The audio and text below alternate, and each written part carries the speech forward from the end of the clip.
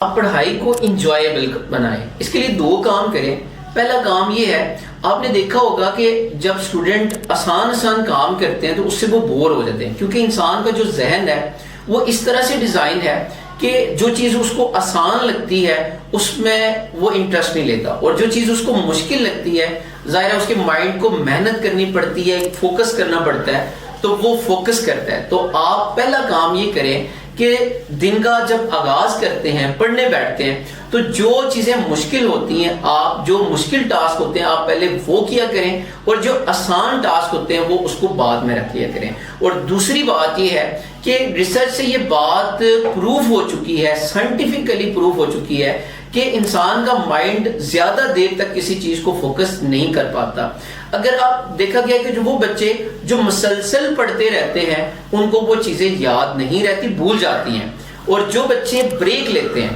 آپ مسلسل نہیں پڑھتے، درمیان میں چھوٹے چھوٹے وقفے لیتے ہیں، ان کو وہ چیز جو پڑھی ہوتی ہے وہ ریٹرن بھی ہوتی ہے، یاد بھی رہتی ہے۔ تو آپ ایسا کریں کہ آپ مسلسل نہ پڑھیں۔ فار ایگزامپل اگر آپ 1 گھنٹہ پڑھتے ہیں تو آپ 1 گھنٹے کے بعد 10 منٹ کی بریک کر لیں، اس سے وہ انفارمیشن جو ہوگی وہ آپ کے مائنڈ میں رہے گی۔